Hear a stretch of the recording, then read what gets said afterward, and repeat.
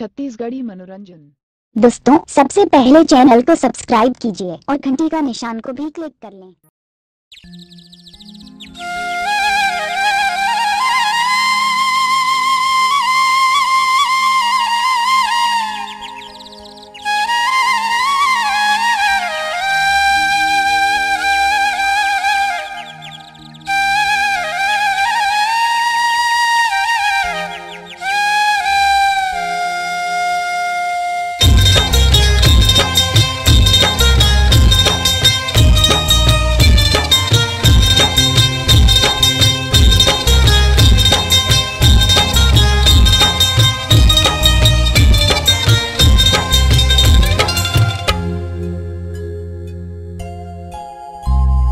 छत्तीसगढ़ के भूयमा हो, छत्तीसगढ़ के भूयमा भाग हमर जागे रे हो।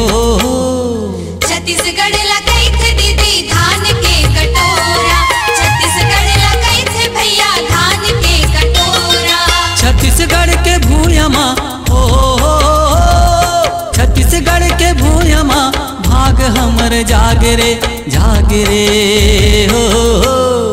छत्तीसगढ़ लगाई थे दीदी धान के कटोरा, छत्तीसगढ़ लगाई थे भैया धान के कटोरा।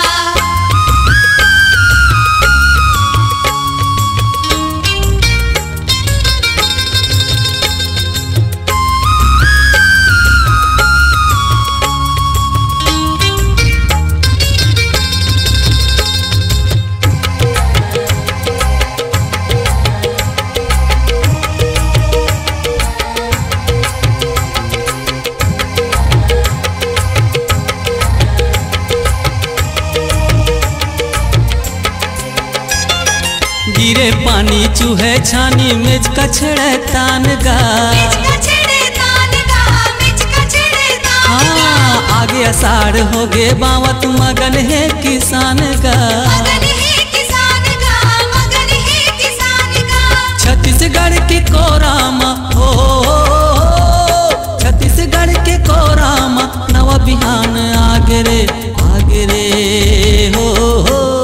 छत्तीसगढ़ लगाई थे दीदी धान के कटोरा, छत्तीसगढ़ लगाई थे भैया धान के कटोरा।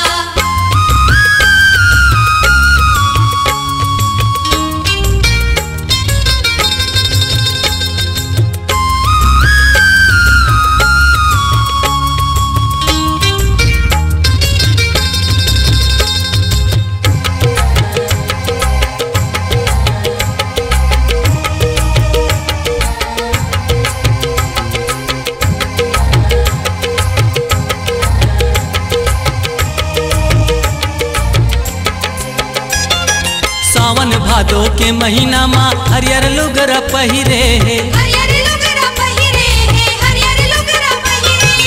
आइस कार्तिक के महीने तब खेत खलिहान भरे है। चारों पोती लहलहावे हो, चारों पोती लहलहावे सबके मन ला भागे रे हे। छत्तीसगढ़ लगाई थे दीदी धान के कटोरा, छत्तीसगढ़ लगाई थे भैया धान के कटोरा।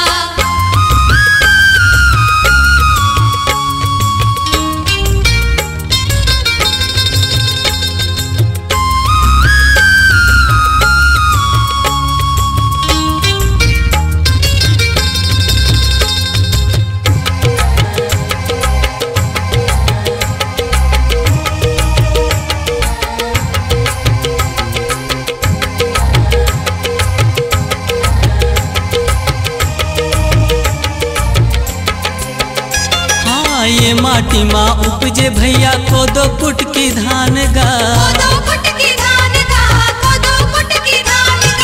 थे भैया धान के कटोरा। छत्तीसगढ़ लगाई थे दीदी धान के कटोरा, छत्तीसगढ़ लगाई थे भैया धान के कटोरा। छत्तीसगढ़ लगाई थे भैया धान के कटोरा, छत्तीसगढ़ लगाई थे भैया धान के कटोरा। छत्तीसगढ़ लकई थे भैया धान के कटोरा। छत्तीसगढ़ लकई थे भैया धान के कटोरा।